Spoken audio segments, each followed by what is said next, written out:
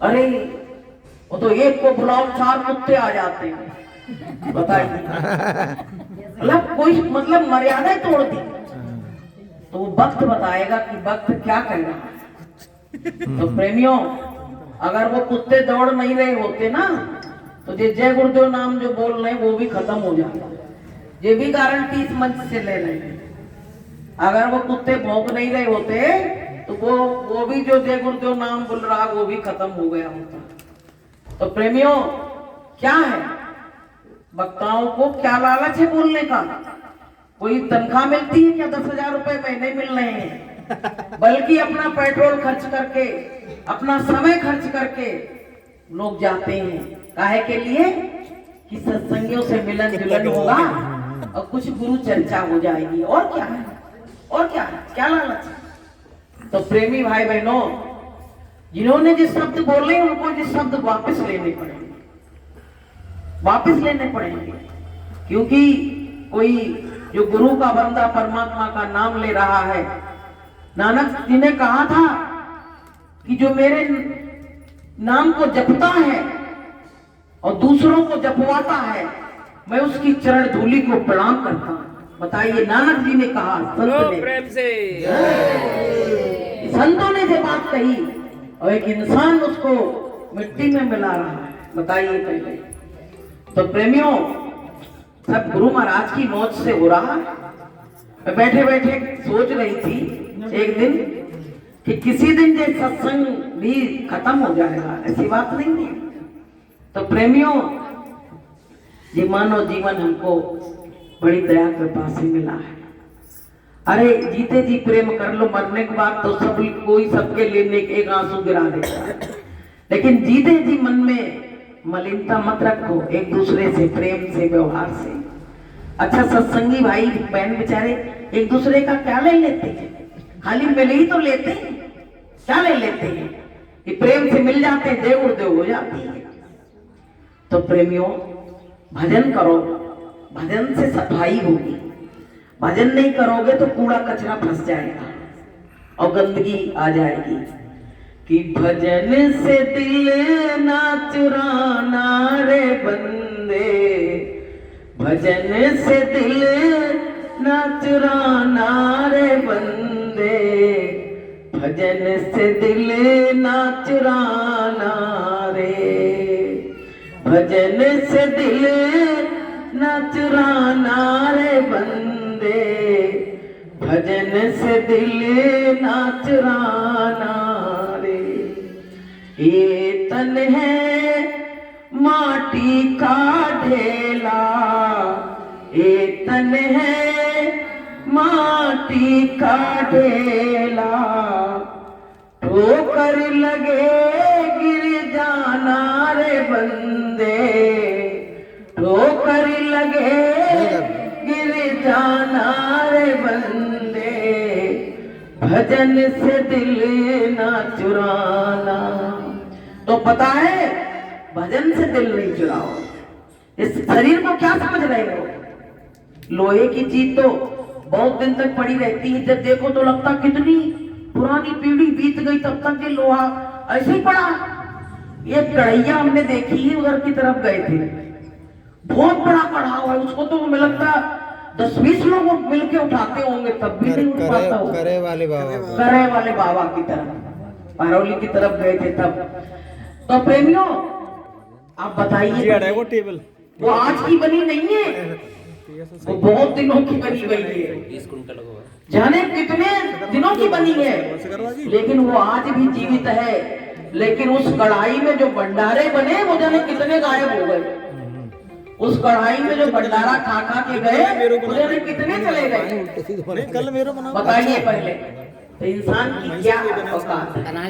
जब तक संसार में रहो, प्रेम व्यवहार के साथ रहो, क्योंकि प्रेम में कि जगत में प्रेम से बड़ा ना कोई।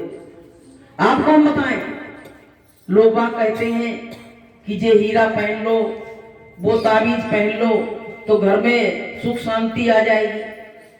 और संत क्या कह रहे हैं? तुमको कोई अंगूठी हीरा जवाहरात पहनने की जरूरत नहीं है, कोई तांत्रिक के पास जाने की जरूरत नहीं है। तुम तो एक हीरा जो मैं बता रहा हूं वो पहन लो तो तुम्हारे घर में वैसे ही शांति आ जाएगी। वो हीरा कौन सा है बहनों? वो बिना पैसे का मिलता है, वो है प्रेम। और प्रेम का हीरा जो पहन लेगा तो उसके घर में तो वैसे ही शांति आ जाएगी। उसको पहने तो तमाम हीरा जवाहरात घूम रहे हो, शांति नहीं है तो क्या है, सब बेकार है। तो प्रेमियों, सत्संग में सबसे बड़ी चीज है प्रेम। और प्रेम अगर हृदय में पैदा नहीं है तो परमात्मा से तुम कोसों दूर हम लोग हैं, परमात्मा हमको मिलने वाला नहीं है। इसलिए प्रेमियों, गुरु महाराज ने प्रेमियों शब्द कहा। परमात्मा प्रेमी, ये सब क्यों आया? क्योंकि प्रेम का प्रतीक है ये। तो प्रेमी भाई बहनों, ये आज शादी का सत्संग गुड्डी बहन जी ने अपने घर पे रखा है। उनकी बच्ची की, अब धीरे धीरे उनके बच्ची के जाने के दिन नजदीक आ रहे हैं। और सत्संगी लोग कोई भी कार्य करते हैं तो सबसे पहले सत्संग करवाते हैं, क्योंकि उससे निर्विघ्न काम हमारा कार्य गुरु महाराज करेंगे, उनको ही हम सौंप देंगे। तो प्रेमियों, बड़े से बड़ा काम गुरु महाराज कर देते हैं, लोगों को पता ही नहीं पड़ता है। तो इसके उपलक्ष्य में उन्होंने आज एक सत्संग कार्यक्रम रखा है, पर प्रेमी आए कम है। अब पता नहीं, शायद भंडारे टाइम तक आ सकते हैं, कहा नहीं जा सकता है। तो प्रेमियों, जी मानव जीवन हमको बड़ी भाग्य से मिला है। जीवन पाके कि मानव जीवन पाएगे और चूके अब की बार और जाए परे जमघात में सह गनेली लात। इस बार जो इस पौड़ी से जो कोई चूके और सिर धुन पछताई है, इस बार जो चूक गया वो सिर धुन के पछताएगा। तो प्रेमियों, संतों का आगमन तो हमेशा से ही रहा संसार में, लेकिन हम संतों की बात को समझ नहीं पाए। अभी राहुल भैया ने 2-3 बातें कही, वो थोड़ा हम भी याद करते रहे, सुनते रहे। हमने कही इसका थोड़ा जवाब भी तो देना पड़ेगा कि सुना कि नहीं सुना। एक बात इन्होंने ये कही कि मृत्यु पर लोग इस तरह रोते हैं, उनको ऐसा लगता है कोई ज्ञान का बोध ही नहीं हुआ।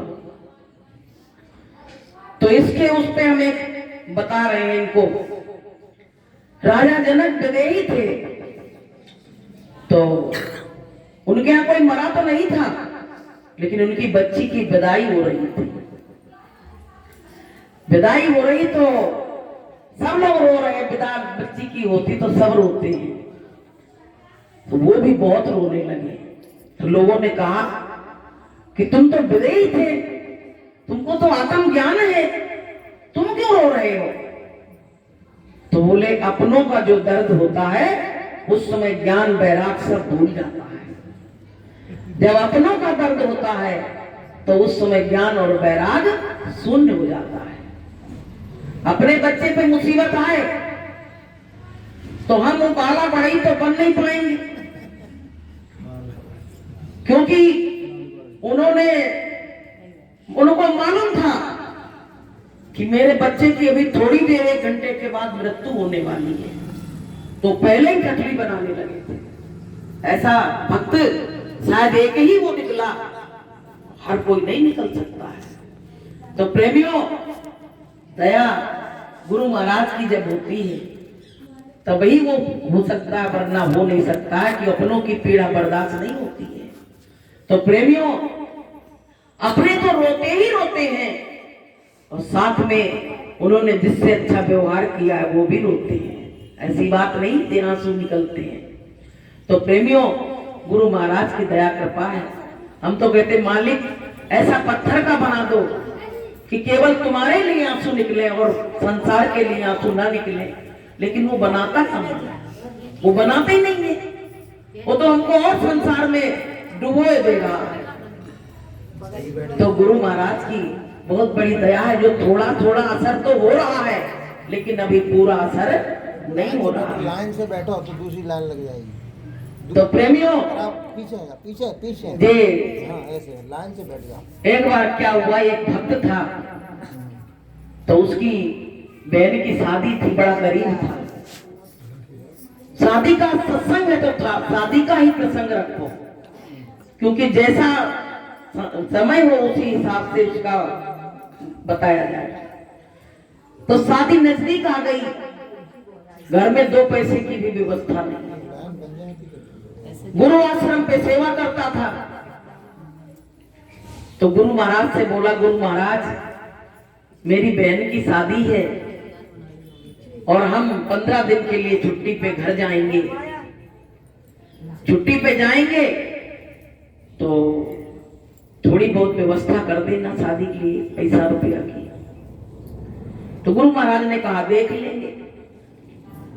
अब क्या हुआ, 2 दिन रह गए तो कहने लगा, गुरु महाराज अब मैं जा रहा हूं। तो पहले तो कह ही चुका था गुरु महाराज से मेरी व्यवस्था कर देना। वो सोचा जाने लगेंगे तो गुरु महाराज देंगे कुछ।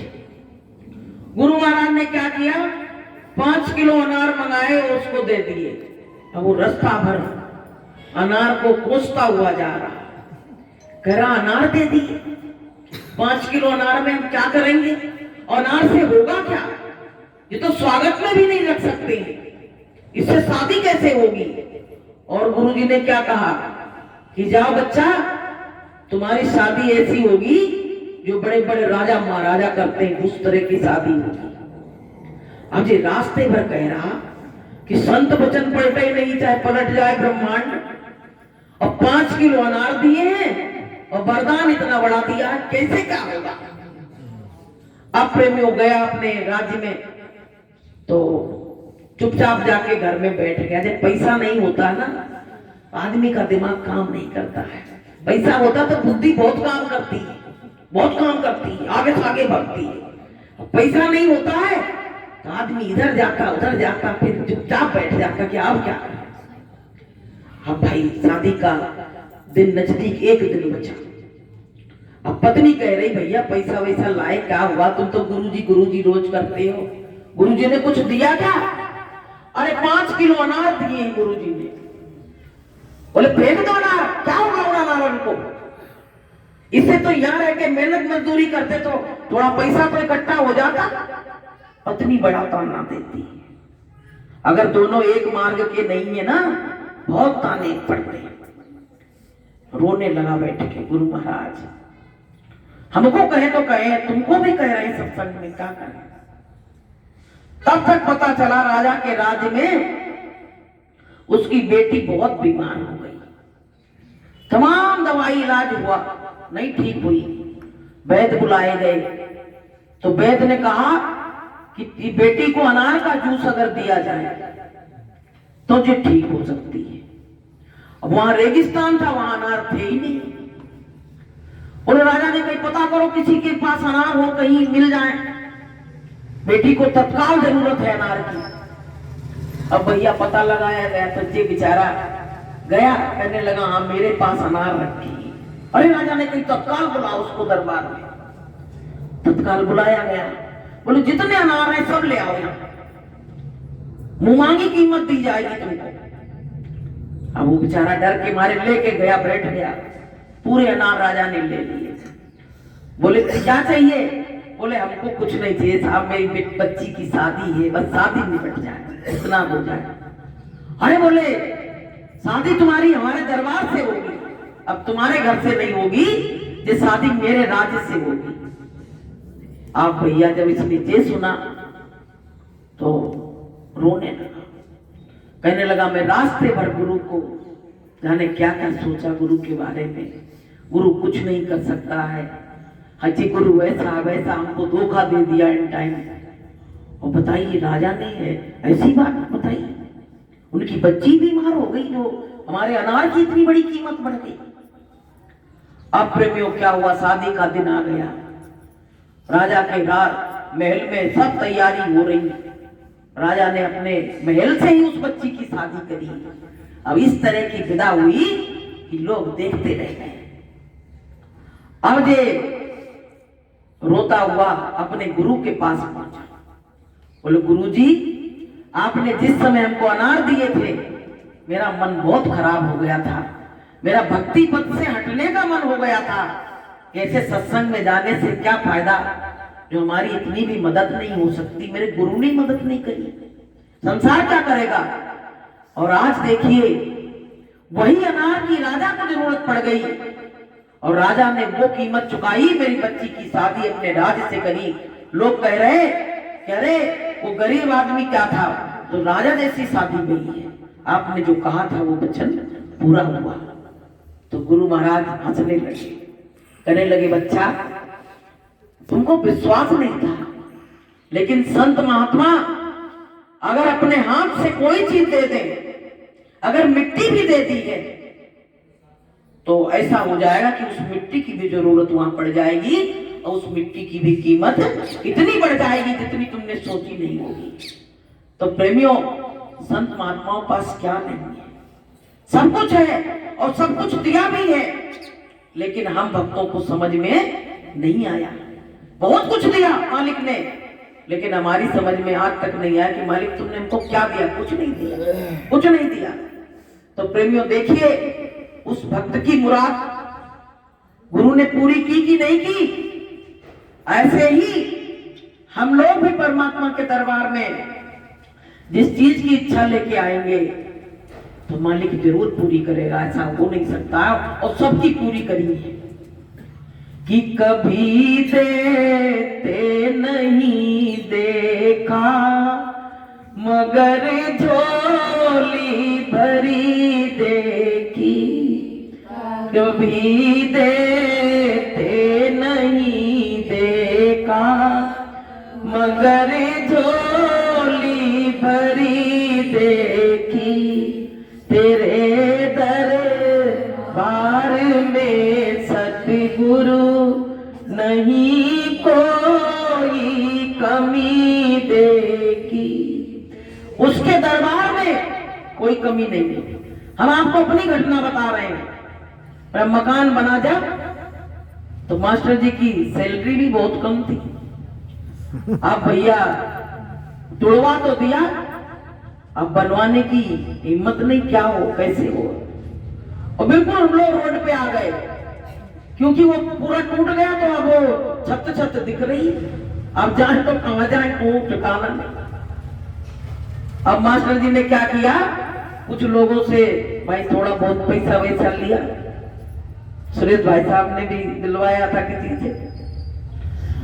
अब भाई क्या हुआ कि जब लोग देख लेते इन पे कर्जा हो गया तो वो मांगने जल्दी आने लगते कि अपना पहले ले लो, नहीं तो ऐसा ना हो ज्यादा दिन को उदय पा जा बीच में। तो एक अपने प्रेमी थे, वो कहने लगे भाई पैसा की जरूरत पड़ गई है और पैसा तुमको कितने दिन में दोगे, क्या होगा। उधर लोन की व्यवस्था हो रही तो वो काम ही नहीं हो पा रहा। अब मास्टर जी खिसिया गए, गुरु महाराज से बोले गुरु महाराज हम तो बहुत दौड़ धूप लिए, अब तुम जानो तुम्हारा काम जाने। बोले हमारे बस का अब नहीं रहा। उसी दिन कोई एक अरविंद गुप्ता नाम का कोई एजेंट था, वो मेरे घर पे आया, पता नहीं कहां से पता पूछते और उनसे बोला कि आपने लोन के लिए अप्लाई किया है क्या। ये बोले कोई मिला ही नहीं, अप्लाई हुई नहीं है। अरे बोले हमको उन्होंने भेजा है और घर का पता बताया है, बोले वहां चले जाना। तब ये समझ गए, बोले कोई ने नहीं भेजा है, जिनने भेजा है, इनसे ही लड़े थे जिनने ही भेजा है। और प्रेमियों घर पे आके पूरी लिखा पढ़ी करके और तुरंत 10-12 लाख का तुरंत लोन मंजूर हो गया। और दूसरे दिन तीसरे दिन पैसा आ गया, सबका पैसा तुरंत चुका दिया। तो बताइए गुरु महाराज क्या नहीं कर सकते हैं, क्या नहीं कर सकता है। गुरु महाराज सब कुछ कर सकते हैं, पर विश्वास दृढ़ होना चाहिए। अगर तुम्हारा विश्वास दृढ़ नहीं है तो गुरु महाराज कर भी रहे हैं तो तुम कहोगे कि हमारे कोई और देवता ने किया है, गुरु महाराज ने नहीं किया है। कोई और देवता ने किया है, गुरु महाराज ने नहीं किया है। आपको हम बताएं, चलो हम नाम ही लेके आज बता दे रहे हैं। सुरेश भाई साहब के बगल में एक डॉक्टर साहब रहते हैं, उनका लड़का बहुत बीमार था। तो उन्होंने एक बार सत्संग कराया, हम उनके घर गए तो हमने कही दीदी गुरु महाराज की दया हो गई, नहीं इस बच्चे की तो कोई मतलब वो उम्मीद थी नहीं कि बच्चा बचेगा। तुमसे बोली चलो ऊपर चलो ऊपर चलो। जब ऊपर गए तो माता की मूर्ति और सब जने काका रखा। तुमने कही ये सब काहे को रखा है? अरे बोले जिनने तो बचा लिया, नहीं तो बचता ही नहीं। बस मैंने जब सुना जे सेम ने वारे परमात्मा तू करता है नाम किसी और का, कहते नहीं करते हो तुम कन्हैया, मेरा नाम हो रहा है और मेरा आपकी कृपा से सब काम हो रहा है। हमने कही इतने बड़े परमात्मा ने ये काम कर दिया और नाम जिन मूर्तियों को लिए जा रहे, बताइए क्या है? सत्संगों के घर में ध्यान। तो प्रेमियों, परमात्मा पे पूरा भरोसा रखना, चाहे मर जाना लेकिन किसी और का भरोसा नहीं करना। देखो इस संसार में आए मृत्यु लोक है, यहाँ तो बनना बिगड़ना तो लगा रहेगा। कभी तुमको खुशी भी मिलेगी और कभी गम भी मिलेगा। लेकिन तुम खुशी मिली तब तो तुम उछल पड़े, लेकिन जरा सा गम आया तो तुम गुरु महाराज को ही बुला दिए। तो प्रेमियों, गुरु को कि दुख में ना तुमको भूलूं और सुख में ना तुमको भूलूं, इतना तो करना स्वामी जब ये प्राण मेरे तन से निकले। हम गुरु महाराज को ना भूलें, हमको उनकी याद आती रहे। ये सबसे बड़ी चीज है, सबसे बड़ी दौलत है कि हमको विपत्ति में परमात्मा की याद आती रहे। मेरा गुरु मेरी आंखों से जुदा ना हो, मेरे दिल से जुदा ना हो, बस ये सबसे बड़ी चीज है प्रेमियों। अगर यही चीज चली गई तो समझ लेना मेरी इतने दिन की साधना, इतने दिन की भक्ति मेरी सब बेकार हो गई। मेरे पास कुछ नहीं रहा, हम खाली आए खाली चले गए। एक बार एक पंडित जी कथा सुना रहे, कहने लगे कि राम नाम इतना ज्यादा वो है कि इसको लेते रहो तो भवसागर पार हो जाते हैं। तो दो ग्वालिन आती थी नदी पार करके रोज, तब चवन्नी चलती थी, तो चार आने में दोनों आ जाती थी और दोनों चली जाती थी। वो दो आने लगते थे, नदी पार कराई। जब उन्होंने सत्संग में सुना कि इतने बड़े महात्मा चंदन तिलक लगाए बैठे हैं और मंच से दावा ठोक रहे हैं कि राम नाम बोलोगे तो भवसागर पार हो जाएगा, तो बोले ये तो छोटी सी नदी है। बोले चार आने पैसा हम रोज लगाते हैं, इतना तो जुड़ जाएगा तो बहुत बड़ा काम बन जाएगा।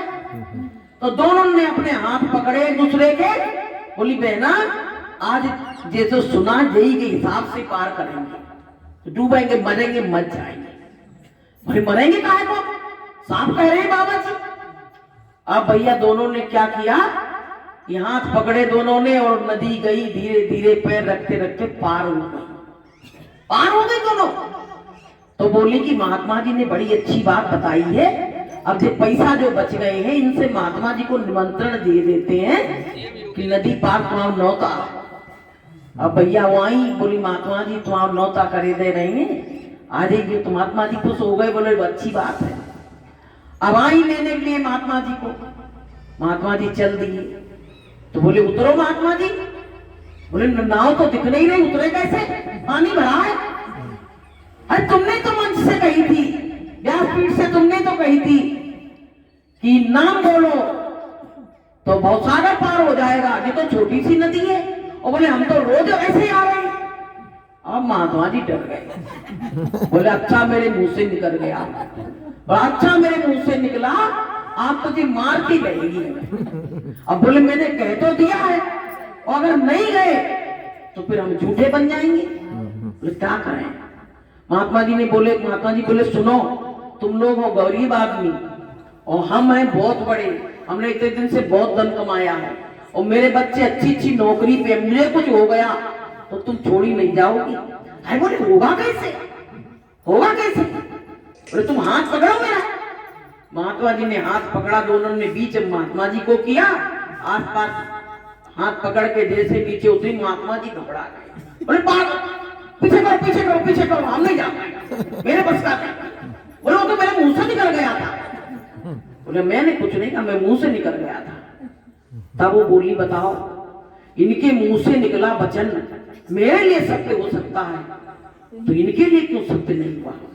उनके लिए इसलिए सत्य नहीं हुआ कि उनको खुद विश्वास ही नहीं था और उनको विश्वास पड़ गया। तो प्रेमियों, ये बात ऐसी है कि गुरु महाराज ने क्या कहा कि तुम जय गुरुदेव नाम बोलोगे तो मैं मिलूंगा। कहीं गुरु महाराज ने सब सत्संगी जानते हैं कि जय गुरुदेव नाम बोलोगे तो मैं मिलूंगा। अब तुम वहां राम नाम कह रहे हो, माता मैया कह रहे हो, तो गुरु महाराज आएंगे क्या? अभी नहीं आ सकते हैं। तो प्रेमियों, उस समय तुम्हें जो नाम बताया है गुरु ने, वो नाम तुमको बोलना पड़ेगा। अगर तुमको गुरु महाराज की मदद चाहिए तो, और नहीं चाहिए तो तुम चाहे कुछ बोलती रहना, तुम्हारा काम होने वाला नहीं है।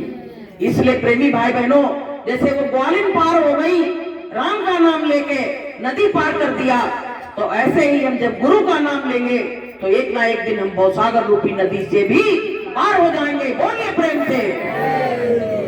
तो प्रेमियों, हमारे अंदर केवल बस उसकी जरूरत है कि हमको विश्वास की जरूरत है। देखो, भक्ति के मार्ग में दो चीजें बहुत जरूरी है, एक तो प्रेम और एक विश्वास।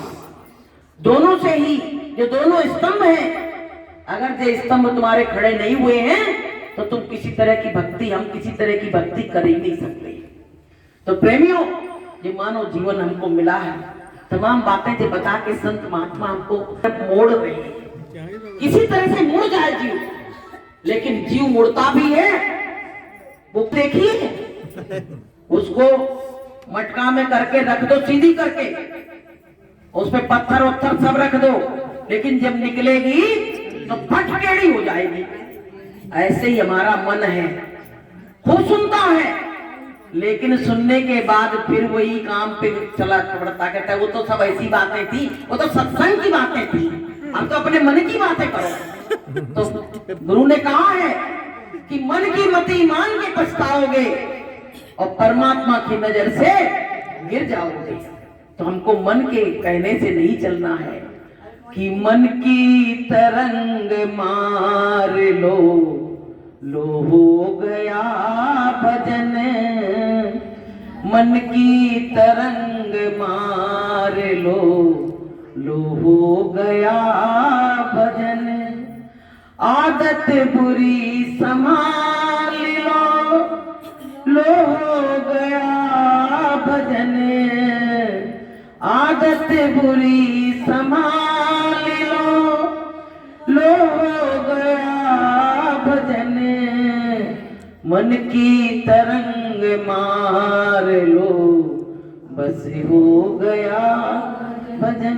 तरंग, इतनी लहरें तो समुद्र में भी नहीं उठती होंगी जितनी इस मन के अंदर उठती। इतनी लहरें कि रात में सो रहे हो, रात भर अमेरिका में रहे, रात में सो रहे हो तो रात में बढ़िया कुल्लू मनाली में घूम रहे हो। क्या है, तन यहाँ पड़ा है और मन वहां विचरण कर रहा है। बताइए, पहले इतना तरंगे मन लेता है। रुवाया करते बच्चों, जब ये तरंगे धीरे धीरे, लहरें तुम्हारे मन की धीरे धीरे रुकने लगेंगी, तब तुम्हारा कुछ काम पूरा होगा, वरना पूरा होने वाला नहीं है। तो प्रेमियों, परमात्मा से यही कहो, हे परमात्मा, एक व्यक्ति था तो गरीब भी था, गरीब से अभी राहुल ने कहा कोई दोस्ती नहीं करता, सत्य है, लेकिन उससे परमात्मा दोस्ती कर लेता है। इंसान नहीं करता है। इंसान तो अच्छा सब कुछ होलिया देख के तुरंत कहेगा जे मेरे रिश्तेदार आए, और दूर चाहे कभी मिले भी नहीं थे, तभी कहे जे मेरे रिश्तेदार आए, और असली रिश्तेदार वहीं बैठा, अगर खराब कपड़ा पहने बैठा तो कोई नहीं कहेगा जे मेरे रिश्तेदार है। पैसे की जे कीमत है, संसार में चमक की कीमत है। तो प्रेमियों, क्या करता था, बस बैठ के यही कहता था, गरीब तो था ही, कहता था परमात्मा मैं कुरूप हूं, खाने को रोटी नहीं है, पर परमात्मा मैं जैसा भी हूं तेरा हूं, तू मेरा है, मैं तेरा हूं तू मेरा है, यही कह कह के रोता रहता था, और उसके पास और कुछ नहीं था। तो परमात्मा उसके अंदर प्रकट हो गया और परमात्मा उसको दिखने लगा। प्रेमियों, परमात्मा ने कहा है कि मैं निज भक्तन हाथ बिकाऊं, वो बेचे तो मैं बिक जाऊं। बताइए, बिकने तक को तैयार हो गया परमात्मा भक्तों के हाथ। तो भक्त और भगवान की बहुत बड़ी कीमत है। अगर भगवान नहीं है तो भक्त की कीमत नहीं है, और भक्त नहीं है तो भगवान की कीमत नहीं है। मंदिरों में कीमत, अगर वहां पुजारी ना बैठा हो तो मंदिरों की कोई कीमत है? और कोई व्यक्ति जाए नहीं वहां पूजा करने तो मंदिर की क्या कीमत है? गुरु दरबार में अगर भक्त नहीं जाते हैं तो गुरु की भी कोई कीमत नहीं है। तो प्रेमियों, कहा है कि पहले दाता शिष्य हुआ जो तन मन दिया शीश, और दूसरे दाता गुरु हुआ जो नाम दिया बख्शीश। नाम की बख्शीश हमारे गुरु महाराज ने हमको दी। तो प्रेमियों, हम तो उनकी इस बख्शीश को लोग थोड़ा थोड़ा कर्जा देते तो उनकी तो एहसान कोई चुका नहीं पाता है। और जन्म और मरण के बंधन को टूटने की बात हमारे सदगुरु ने बताई है, और उसका एहसान हम कभी चुका सकते हैं? कभी नहीं चुका सकते।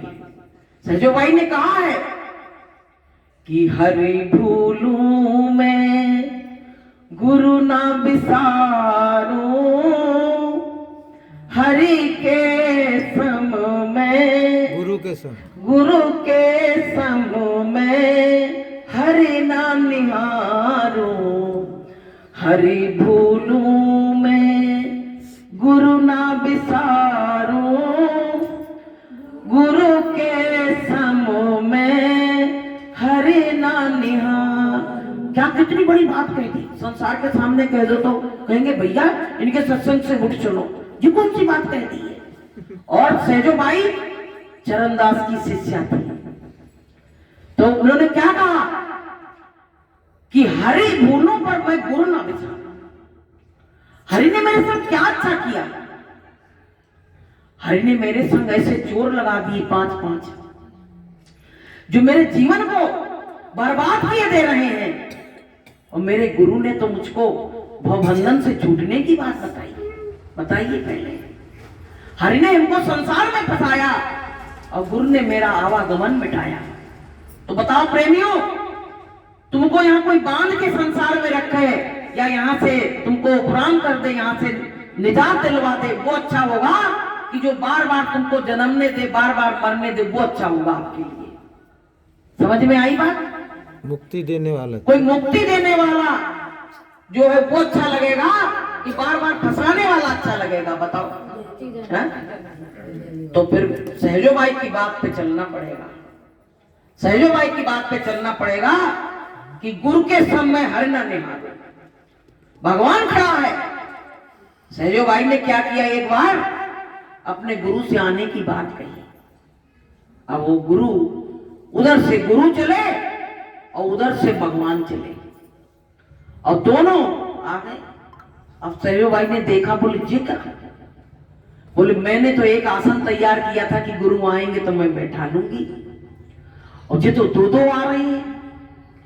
सहजो भाई बोली बैठा रहेंगे तो हम गुरु को ही, चाहे कुछ भी आए, आ रहे तो आने दो। अब जैसे दोनों आए तो उन्होंने क्या किया, सहजो भाई ने गर्मी का टाइम था, पंखा दे दिया भगवान को। बोले मेरे गुरु पे हवा करो तब तक हम बताइए पहले। बोले मेरे गुरु पे हवा करो, पंखा करो, सेवा करो, तब तक हम उनका भोग ला रहे हैं। बताइए पहले।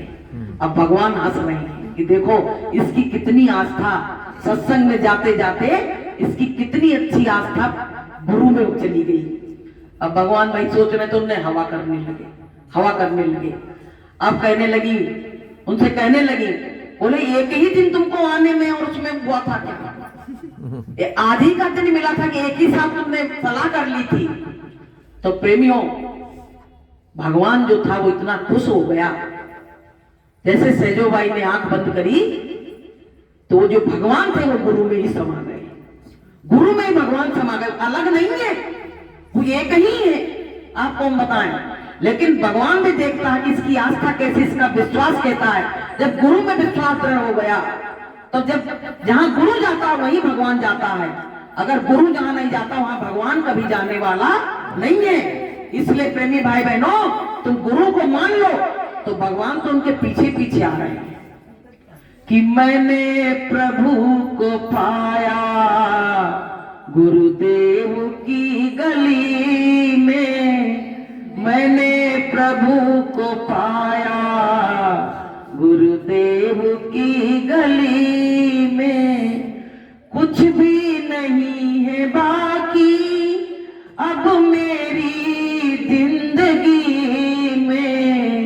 कुछ भी नहीं है बाकी अब मेरी जिंदगी में। मैंने प्रभु को पाया गुरुदेव की गली। कहाँ पाया? गुरुदेव की गली में। भगवान की गली में गुरुदेव को नहीं पाया, पर गुरुदेव की गली में भगवान को पाया। तो प्रेमियों कि हरि रूठे तो ठौर है, गुरु रूठे नहीं ठौर। तो हमको गुरु ही सब कुछ है, गुरु ही सब कुछ है।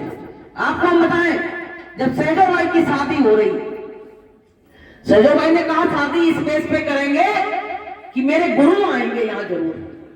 और सब लोग कहने लगे भैया गुरु से कौन कैसे कहेंगे, क्या नौता तो दे सकते हैं पर फोर्स नहीं डाल सकते कि गुरु आए जरूर। जैसे जब बिटिया की शादी हो रही है और जब बिटिया यूं कहे कि नहीं गुरु महाराज जरूर आएंगे, अगर इसकी आस्था है तो आएंगे जरूर, ये भी बात है। अब क्या हुआ, उनके माता पिता गए कहने के लिए, और गुरु उनके कौन थे? उनके मामा ही चरणदास जी उनके गुरु थे। अब प्रेमियों वहां गए, बोले निमंत्रण दिया, बोले बिटिया ने आपको अलग से बुलाया कि गुरु आएंगे तभी मैं शादी का जोड़ा पहनूंगी, नहीं पहनूंगी नहीं। गुरु जी बोले हाँ जरूर आएंगे, वो तो समझ रहे थे इसके साथ क्या होना है। अब प्रेमियों जब वो आए तो बोले बच्ची कहाँ है? गए वहां उसके सहजो भाई कहाँ है? सहजो भाई के सामने गए, जैसे देखा रे जोड़े में सज रही है, क्या है जी? क्योंकि जब जिसका उसका जीव जो होता है ना, जैसे रज्जब संत थे, सहजो भाई थी, इनको गुरु ने नहीं कहा कि इनकी शादी के बंधन में जे बंधे, तो वो बंधा ही नहीं। अब प्रेम में क्या हुआ, जैसे उन्होंने देखा तो गुरु ने क्या कहा कि चलना है रहना नहीं, और चलना बिस्वा बीस, और तनिक सुख के कारण क्यों गुथावे शीस। बोले चलना है तुमको परमात्मा के पास, तो थोड़े से सुख के लिए क्या ये जोड़ा मोड़ा के पहन रही, क्या कर रही है? दृष्टि भर के देखा जैसे, अब तो भैया उसके विचार ही बदल गए। कहां वहां सहनाई बजने जा रही थी और कहां वहां मातम छा गया। अब भैया क्या हुआ, अब दोनों का गुरु और शिष्य की बात चल रही थी, सब खड़े थे, कोई नहीं जान पाया। इतने में क्या हुआ, दूल्हा उधर से आ रहा था, तो आतशबाजी चलती है ना, अब वो जो घोड़ा था बिछड़ गया और जाके एक पेड़ से लड़ा, और दूल्हा की वही राम नाम सत्य हो गई। आप सहजो भाई बोली कि आप जो मेरे गुरु ने कहा था कि चलना है रहना नहीं, और चलना बिस्वा बीस, और तनिक सुख के कारण काहे को गुथावे शीस। बोले जिसका यही बात थी कि तनिक सुख के कारण कि तेरे आगे तो अंधेरा आने वाला है, शादी कर जरूर लेगी, थोड़े दिन बाद तेरा तो आग उजड़ जाएगा, सहजो तू क्यों फंस रही इस बंधन में? तो बस उसी समय से सहजो को बैराग हो गया। उन्हें समाज की लोक मर्यादा छोड़ दी और अपने गुरु के साथ लग ली, गुरु के साथ लग ली। तो बताइए कि जहां पे गुरु की दया हो जाए उसको कोई रोक पाता है? उसको कोई रोक सकता है? उसके मन में पहले ही बैराग उठ रहा था, लेकिन हमारे तुम में मेरे मन में बैराग नहीं था, तभी तो ये शादी के बंधन में हम लोग बांध दिए गए। अगर परमात्मा के लिए बैराग उठता तो हमको परमात्मा कभी बुला के वो भी अपने हाथ से बंधन में बांधता? बताइए पहले। कभी नहीं बांध सकता था कि मन मन भावे और मूड़ी हिलावे, वो वाला हाल चल रहा। नहीं, हम नहीं चाहते शादी हो, लेकिन परमात्मा तो जानता है कि ये चाहती जरूर है, वो भी चाहते जरूर है, इसलिए उन्होंने बांध दिया। तो प्रेमियों बैराग अंदर से होता है, बैराग अंदर से आता है, तो उसकी बात परमात्मा के दिल तक पहुंच जाती है। परमात्मा उसी हिसाब से उसको अपना बना लेता है, अपना बना लेता है। तो प्रेमियों जो मानव जीवन मिला है, अगर गुरु महाराज न मिलते जी बातें हमको कैसे पता होती? हम लोग घोर उसमें पड़े थे, गंदगी में, लेकिन सत्पुरुषों का संग मिला कि धन्य है सत्पुरुषों का संग, बदल देता जीवन का ढंग। धन्य है सत्पुरुषों का संग, बदल देता जीवन का ढंग, जीवन का ढंग ही बदल देता है। धीरे धीरे गुरु महाराज हमारे तुम्हारे ऊपर भी दया कर रहे हैं, ऐसी बात नहीं है। धीरे धीरे दवा फायदा कर रही है। ऐसा वैद्य मिला है, मीरा ने कही थी कि दुनिया के तुम चाहे कोई भी वैद्य को बुला लो, पर मेरा मर्ज कोई बता नहीं सकता है।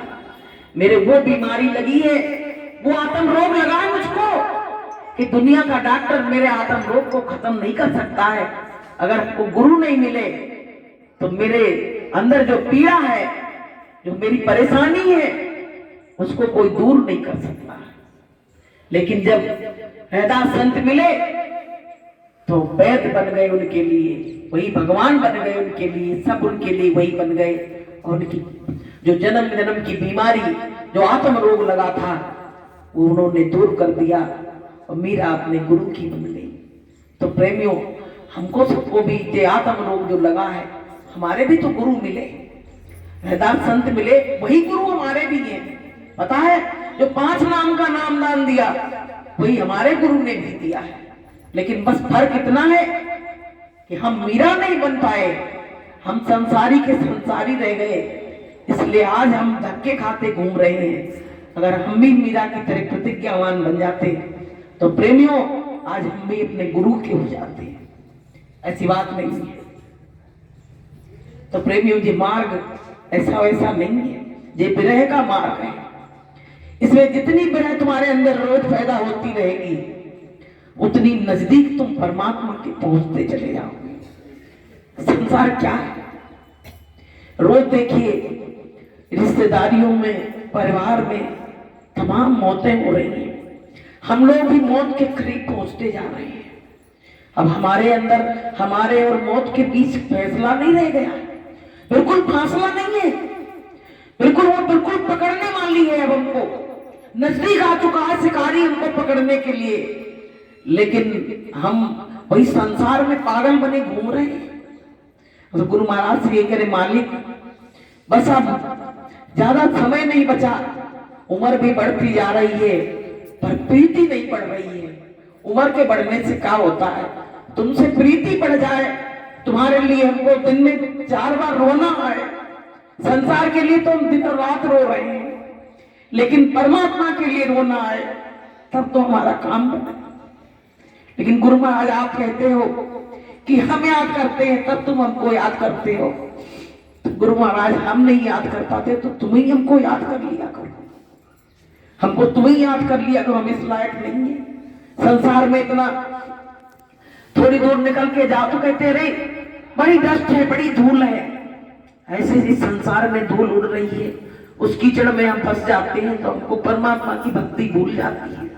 थोड़ी बहुत याद आती है तो आप करवाते हो तो कर लेते हैं, वो भी हम नहीं कर पाते, हम किसी लायक नहीं थे। तो प्रेमियों, गुरु महाराज धीरे धीरे अपने लायक हमको बना रहे हैं। लेकिन बस मालिक से यही कहते हैं कि गुरु महाराज सांस निकलने से पहले काम कर देना, मन में आशा बस रह नहीं जाए कि सांस देना प्रभु इतनी तो कम से कम, सांस देना प्रभु इतनी तो कम से कम, तुमसे मिलने से पहले न निकले दम, तुमसे मिलने से पहले न निकले दम, सांस देना प्रभु इतनी तो कम से कम, सांस देना प्रभु इतनी तो कम से कम, तुमसे मिलने से पहले न निकले दम, तुमसे मिलने से पहले न निकले दम। बस इसी आस में बीते जीवन मेरा, बस इसी आस में बीते जीवन मेरा, एक दिन तो होगा प्रभु दर्शन तेरा, एक दिन तो होगा प्रभु दर्शन तेरा, किंतु तरसे तुम्हें देखने को नयन, किंतु तरसे तुम्हें देखने को नयन, तुमसे मिलने से पहले न निकले ये दम, तुमसे मिलने से पहले न निकले ये दम, सांस देना प्रभु इतनी तो कम से कम, सांस देना प्रभु इतनी तो कम से कम, तुमसे मिलने से पहले न निकले दम। हे मालिक, तुमसे मिलने से पहले दर्शन दीदार होता है मालिक। आप तुम बताएं, एक खटका सा हृदय में लग गया है। हम जब अपने बिस्तर से उठते हैं ना, तो मुझको एक घबराहट होती है कि आज का भी दिन चला गया, आज का भी दिन चला गया, नया दिन शुरू हुआ मालिक, आज के दिन तो कुछ करा देना कम से कम।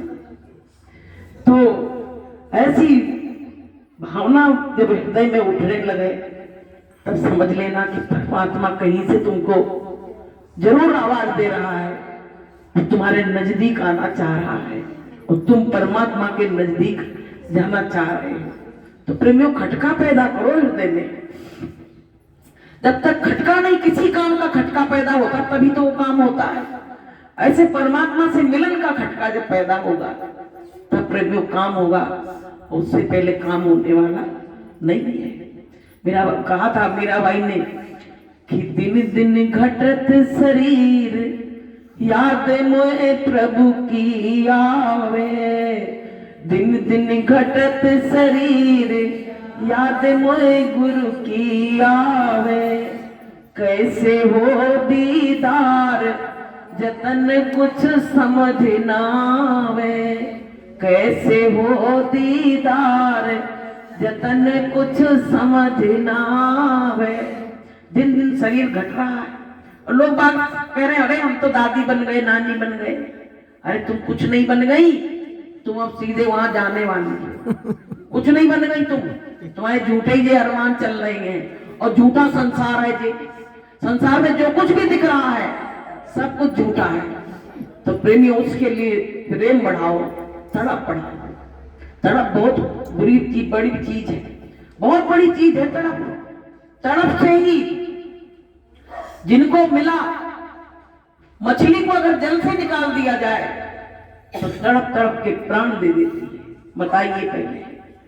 और हम परमात्मा से इतने दिनों से हम दूर हैं, लेकिन हम कभी उनके लिए तड़पते ही नहीं, तड़प ही नहीं बढ़ती मेरे हृदय में। तो प्रेमियों, जी मानो जीवन मिला है, क्या पता दोबारा मिले नहीं मिले, कोई भरोसा है। कुछ कर्म ऐसे बन जाए, मान लो वैसे, क्योंकि ये कलयुग है, कलयुग में तमाम चीजें ऐसी हैं। नहीं मिला तो क्या करोगे, किस पे दावा ठोकोगे? कोई वहां कोर्ट कचहरी नहीं है दावा ठोकने के लिए, वो तो अपने कर्म ही है। तो उसने कहा है कि मत बुरे कर्म कर बंदे, मत बुरे कर्म कर बंदे, वरना पछताएगा भगवान की नजर से, तू ना बच पाएगा, तू ना बच पाएगा। अरे अभिमानी मत करना नादानी, अरे अभिमानी मत करना नादानी। बुरे काम मत करो, जो कुछ भी करो। वैसे सत्संगी लोग बेचारे जब से गुरु की शरण में आए हैं तो वो अच्छे से अच्छे करने की सोचते हैं, ऐसी बात नहीं है। अच्छे से अच्छे कर रहे हैं और अच्छे से अच्छा करते रहोगे तो फिर गुरु खुश हो जाएगा और बस फिर उसको मिलने में देर नहीं है। गुरु महाराज कहते बच्चों, बस थोड़ा सा पर्दा है, थोड़ा सा पर्दा है, बस उसके हटते ही तुमको, अब जैसे जो पर्दा पड़ा है बहुत पतला है, तो पड़ा है तो उधर का हमको नहीं दिख रहा है, और इसको अगर जरा सा समेट दिया जाए तो बस वो दिखने लगेगा उधर का सब। ऐसे ही प्रेमियों, हमारे और परमात्मा में बस दूरी इतनी है कि कर्मों का पर्दा जो है वो बस पड़ा हुआ है, और गुरु की कृपा से वो पर्दा हट जाएगा और उसी दिन हमारा तुम्हारा दर्शन और दीदार हो जाएगा। बोले प्रेम से। तो प्रेमियों जे बैठ जा दादाजी, बैठो। प्रेमियों क्या है, एक पेड़ लगाओ ना घर में, वो भी टूट जाता है तो लोग बार बार उसको उठाते कहते हैं कि अरे यार पेड़ लगाया, बड़ी इसको हमने सींचा था आज टूट गया। बहुत दुख करते। कोई का एक गमला टूट जाए ना तो जाने कितने दिन तक बात करते, बहुत अच्छा पेड़ लाए थे लेकिन टूट गया। अब प्रेमियों क्या होता है, माता पिता बच्चियों को जन्म देते हैं, फिर एक दिन धीरे धीरे वो पौधा बड़ा होता है, फिर धीरे धीरे लोग कहने लगते हैं, समाज के लोग कहने लगते हैं कि अब तुम्हारी बच्ची बड़ी हो रही है, अब तो भाई को शादी ब्याह देखो। बताइए, तो बच्चियां बेचारी ससुराल जाती हैं तो लोग कहते हैं पराये घर से आई है, और यहाँ से जो है तो यहाँ के लोग तो बैठने नहीं देते। भाई लड़का देखो, ये तो पराये घर की, देगर तुम्हारा नहीं है, कहाँ जाए। तो प्रेमियों, माता पिता धीरे धीरे रिश्ता देखने लगते हैं, वो तो परमात्मा ने पहले ही बना दिया है, तो धीरे धीरे वो ढूंढवाता रहता है, जाओ वहां चले जाओ, फलाने गांव में चले जाओ, बताता नहीं स्पष्ट कहाँ है, ढूंढते रहते हैं। फिर एक दिन मिल जाता है, फिर जब मिल जाता है तो फिर पक्का रिश्ता हो जाता है। फिर कहते हैं तो तैयारी करो, तो बेटी जाएगी ससुराल।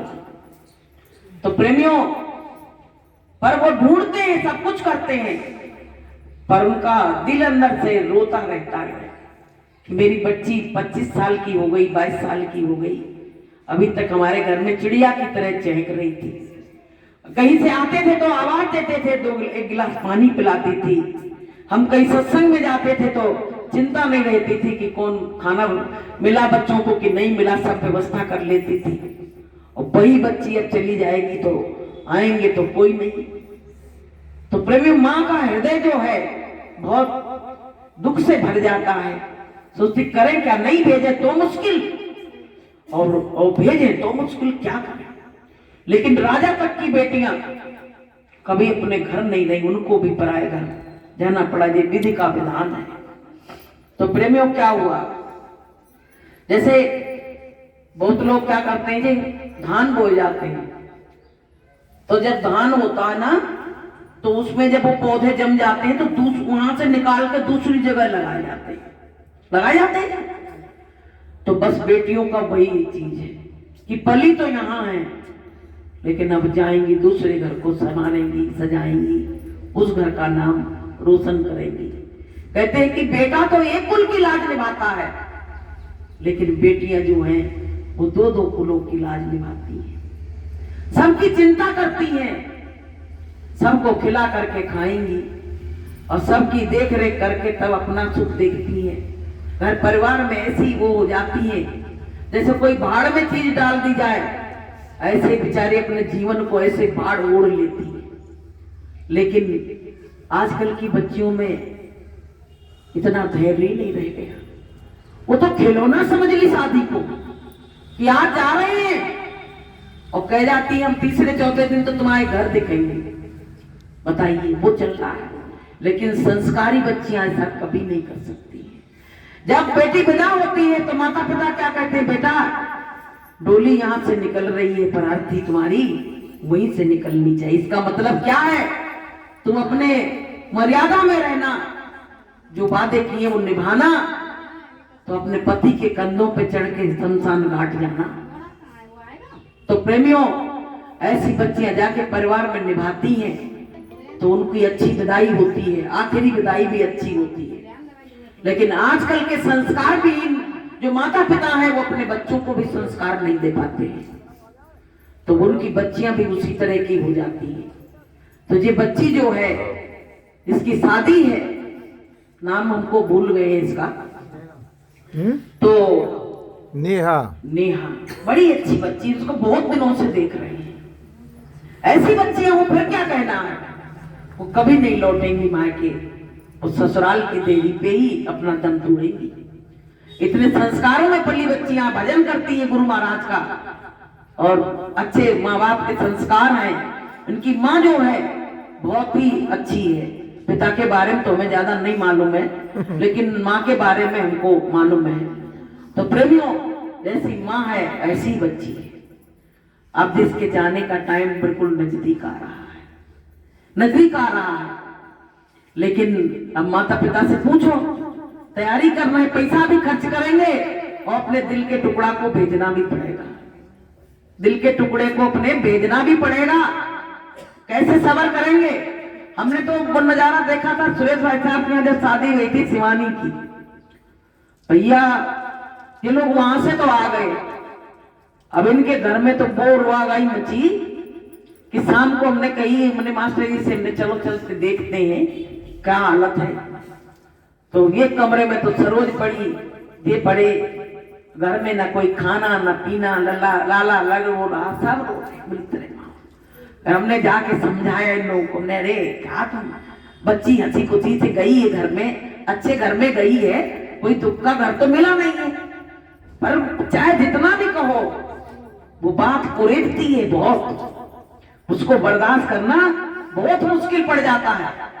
बहुत समझाया हमने जब, तब इन लोगों ने एक एक रोटी खाई, एक एक रोटी तक खाई, बस वही याद करते रहे, रोते रहे। तो दुख की कोई सीमा नहीं है संसार में। कौन कौन के लिए क्या करोगे? संसार से जाए तब रो रहे हो, किसी की विदाई हो तब रो रहे हो, कितने कारण रोगे, क्या करोगे?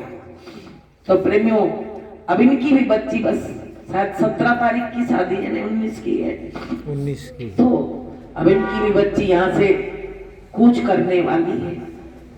हम तो गुरु महाराज से ये कहते, परमात्मा जिस घर में जाए यहाँ से संस्कार लेके जाए, अपने घर में उन संस्कारों को उड़ेल दे, वहां के लोग भी कहें कि हाँ कोई संस्कारी घर से बच्ची आई है।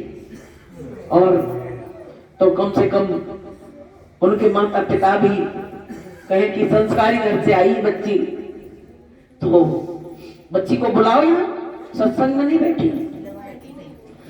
तो उनके घर में भी ऐसा लगे कि जय गुरुदेव परिवार से बच्ची आई है, क्या संस्कार लेके आई है, और अपने घर को जाके खुशहाल बनाए अपने घर को, और नए तरीके से अपने घर का संचालन करें।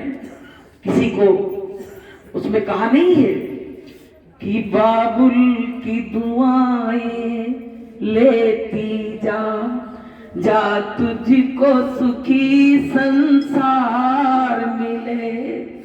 बाबुल की दुआएं लेती जा, जा तुझको सुखी संसार मिले। मैं की कभी ना याद आए, ससुराल में इतना प्यार मिले।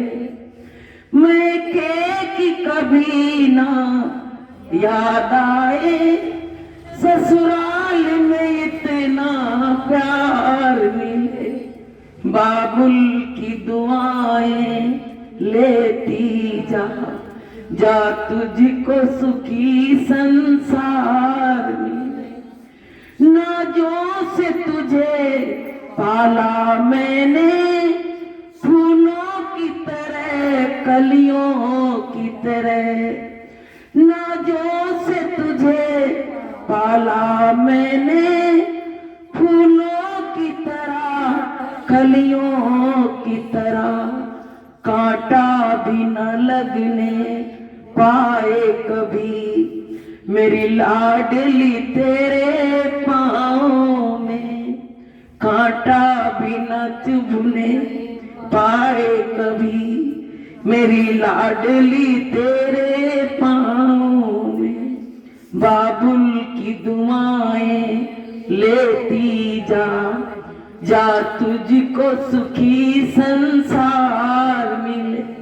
मैं की कभी ना याद आए, परिवार में इतना प्यार मिले, ऐसा परिवार मिले कि मायके का जो प्रेम भूल जाए। जब उससे ऊपर होगा तभी भूल पाएंगे, लेकिन अगर उससे ऊपर नहीं है तो उस प्रेम को कोई भूल नहीं सकता है, उसको कोई भूल नहीं सकता है। तो प्रेमियों, इस बच्ची के लिए हम कहेंगे मालिक इतनी खुशियां इसको अपने घर में मिले कि अपने यहाँ के माँ बाप के प्रेम को भूल जाए और उन्हीं के गुणगान गाने लगे, वहीं के गुणगान गाने लगे। अब उसको भी एक माँ का छोड़ना बच्चे को बहुत ही मुश्किल चीज है प्रेमियों। यो समझ लो कि दिल का कोई जिगर का टुकड़ा निकाल के ले गया, मेरा उड़ा के ले गया, अब मेरा तो शरीर खाली रह गया, अब कुछ नहीं बचा मेरे शरीर में। तो वो चीज है, वो स्थिति है प्रेमियों। क्योंकि मेरे तो बेटी नहीं थी, पर मैंने अपनी जेठानी की बेटियों की बदा करी, तो हमसे पूछो। और माता पिता के बिना मायका भी प्रेमियों बेकार हो जाता है। अगर माता पिता नहीं है तो मायके की कीमत उसी दिन खत्म हो गई। कहा है कि माता बिन आदर कौन करे। माता बिना, हम जाते थे अपनी बात बताएं, इस सत्संग इसमें नहीं बताना चाहिए, लेकिन कुछ सामाजिक बातें ऐसी होती हैं जो मजबूरी में बतानी पड़ती है।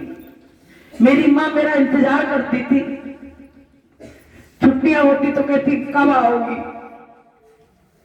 6 साल हो गए, 6 साल से कोई फोन नहीं आया। तो मेरे लिए ऐसे पेड़ा बर्फी जाने क्या क्या बना के इंतजार करती थी, जैसे पहुंचते तुरंत प्लेट में लेके आ जाते। हम कहते तुमको बस यही, अरे बेटा तुम्हें पसंद था इसलिए बना लिया। तो प्रेमियों, 6 साल से हमने माँ का प्रेम ही नहीं देखा, क्योंकि माँ नहीं है। भाई लोग बुलाते हैं पर अंदर से इच्छा ही नहीं होती है, वो प्रेम ही नहीं। माँ बिना, कि माता बिन आदर कौन करे, बरसा बिन सागर कौन भरे, बरसा बिन सागर कौन भरे। माँ के बिना कोई वो नहीं कर सकता। बरसात नहीं हो तो सागर की भी कीमत खत्म है, ऐसे माँ नहीं हो तो मायके की कीमत खत्म है। ये ट्रेन की जब आवाज आती थी तो हम कहते थे ऐसी कोई ट्रेन है जो हमें अपने मायके में पहुंचा देगी। अब प्रेमी उस ट्रेन का इंतजार भी नहीं करते हैं। अब चाहे जितनी ट्रेनें चल जाए मेरे लिए सब बेकार है, क्योंकि माता पिता नहीं मानते। तो ट्रेन को क्या करेंगे, कौन सी ट्रेन में बैठेंगे। तो प्रेमियों की बड़ा बिछड़ना बड़ा खराब चीज है, कभी भूलता नहीं है। और हम तो बस बच्ची के लिए यही कहेंगे कि बच्ची अपने घर जाए, ऐसे संस्कार उस घर में डाले कि जो लोग गुरु से परमात्मा से दूर हैं वो भी मिलन का कार्य करें, सत्संग में आए, क्योंकि उसको राधा स्वामी परिवार मिला है, अच्छा परिवार मिला है। गुरु महाराज ने बहुत बड़ी दया करी इस बच्ची पे, ऐसी बात नहीं है, बहुत बड़ी दया है। और इसका घर खूब अमन चैन से भरे और इसके घर में ऐसी खुशियां आए जो लोग याद करें। तो भैया हम तो बेटी से यही कहेंगे, बस गुरु महाराज को मत भूलना, क्योंकि सुख आ जाता है तो आदमी परमात्मा को भूल जाता है। नहीं, गुरु महाराज की दया से ही तुमको सब मिला है, तो गुरु महाराज को मत भुलाना। हर काम में मालिक को आगे रखना और तुम्हारा आगे से आगे सब कार्य अच्छा होता चला जाएगा। क्योंकि जिस पे दया गुरु की हुई और तुम पे कृपा करे सब कोई, जब परमात्मा की दया हो गई तो अब किसी की दया की जरूरत ही नहीं है, सब कुछ हो गया। तो भैया मेरी वाणी से अगर कोई गलत शब्द निकला हो तो हमको अपनी बहन बेटी समझ के क्षमा करना। हम बच्ची के लिए, आज मेरी तबीयत ठीक नहीं थी थोड़ी, फिर भी हमने कही हम जरूर जाएंगे, क्योंकि आज बच्ची हमारे यहाँ हर गुरुवार को जाती थी। अब एक सदस्य कम हो गया कि नहीं हो गया, हमको भी दुख है, ऐसी बात नहीं है कि इनकी बच्ची जरूर है गुड्डी दीदी की, लेकिन वो मेरी भी बच्ची है, ऐसी बात नहीं है। क्योंकि अच्छे लोगों की सब याद करते हैं, बुरे लोगों की कोई याद नहीं करता, अच्छे लोगों की सब याद करते हैं। ऐसी बच्चियां हो जाए फिर क्या है, फिर समाज में जो ये सब उथल पुथल बची है सब खत्म हो जाएगी। तो प्रेमियों, गुरु महाराज की बहुत दया है, बहुत कृपा है, इनकी शादी मालिक निर्विघ्न निपटाए और बहुत अच्छी शोभा जैसे पता ही नहीं राजा जैसी शादी होगी, तो इनकी भी राजे जैसी शादी गुरु महाराज करेंगे। कुछ भले हम करें कुछ हो ना हो, ऐसी शोभा गुरु महाराज बढ़ाएंगे कि इनको लगेगा नहीं कि ये हो क्या रहा है। इनके ऐसी शोभा बढ़ेगी कि ये सोच भी नहीं पाएंगे ये हो क्या, क्योंकि इनके पुण्य का प्रताप तो इनको मिलेगा। ऐसी बात नहीं है, पुण्य का प्रताप मिलेगा।